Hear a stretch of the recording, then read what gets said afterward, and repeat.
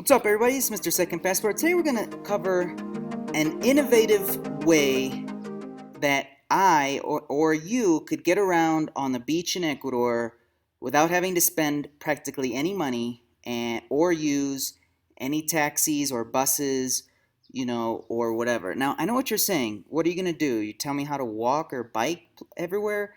I get it. We don't always want to walk or bike all the time, although we may enjoy it, right, on the beach in Ecuador. So, no, this doesn't have anything to do with walking or biking, all right? But let me tell you a quick story first. My friend bought an almost new car on the beach of Ecuador. Now, he was right on the ocean, right, oceanfront.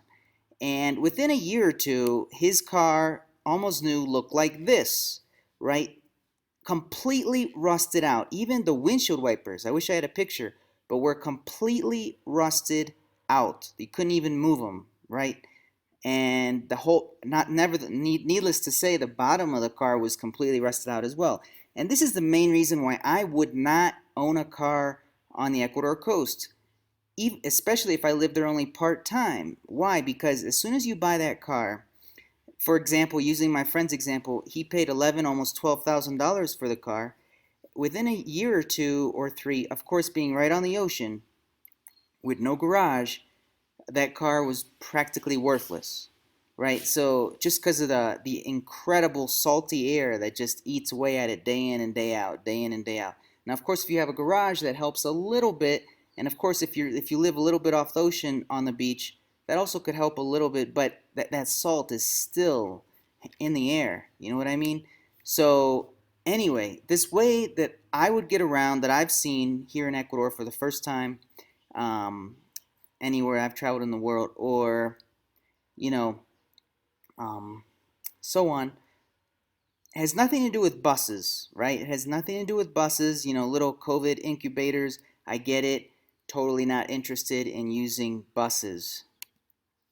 Doesn't have anything to do with taxis or Ubers or technology or any app that you need to call upon. In a small town on the beach of Ecuador, chances are a lot of those won't even exist. So if someone tells you to use those, they're probably mistaken or have never actually lived here themselves. What about, like, am I going to say motorcycles or mopeds? Eh, you know, like me, a lot of you, I'm sure, don't even know how to ride a motorcycle, first of all, and I imagine a lot of the same maintenance problems would arise as having a car, but they're most certainly easier to steal, a motorcycle or a moped. So, I mean, yeah, and I have owned several mopeds myself. Plus, there's an issue with motorcycles and small motorcycles and even mopeds that you get into that you probably would never imagine unless you've actually lived here, and that's the transitos, the freaking transit police in Ecuador. They really like to pick on people with motorcycles. If they see you on a motorcycle, they will stop you every single time and ask for your papers, and you have to deal with registration, and then you have to get the Ecuador license after 6 months of living here, and blah, blah, blah, blah, blah, blah. What I'm going to show you today is a way you can get around, a motorized way, without needing any special licenses or registrations, because it's just not big enough. You'll see what I mean. Check it out. Okay, so here it is. It's the first time I ever saw it was in Ecuador on the beach.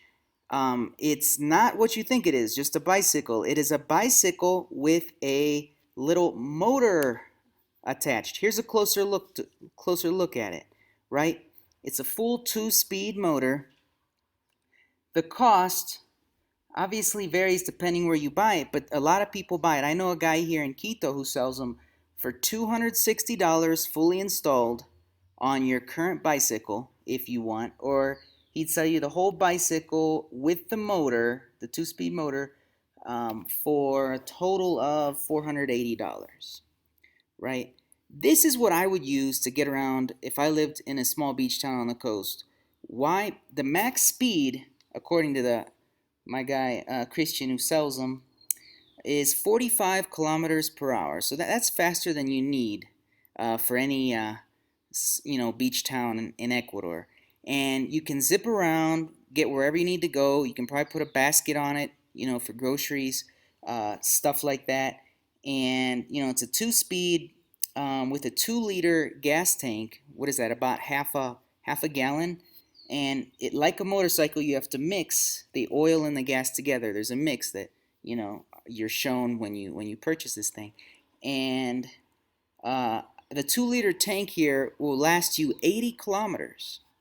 So that half gallon, which costs about 80 cents or so in Ecuador right now, entering 2021, that'll get you 80 kilometers of travel. And this thing, I know what you're thinking, how's the power? Well, on flat surfaces, which are like most of the beach towns in Ecuador, which are like tabletop flat, you won't have any problem whatsoever. To go uphill, this thing does go uphill.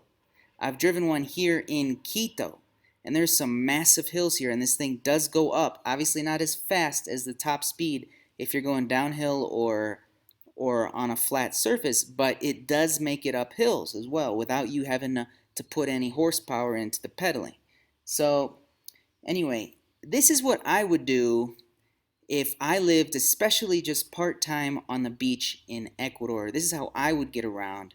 And yes, you could buy one here in Quito, for instance, and then ship it on the bus. You just have to make sure that under the bus to make sure the gas tank is empty right before you ship it, and you could pick it up in on where you're at in the beach of Ecuador. So this is what I would do to get around.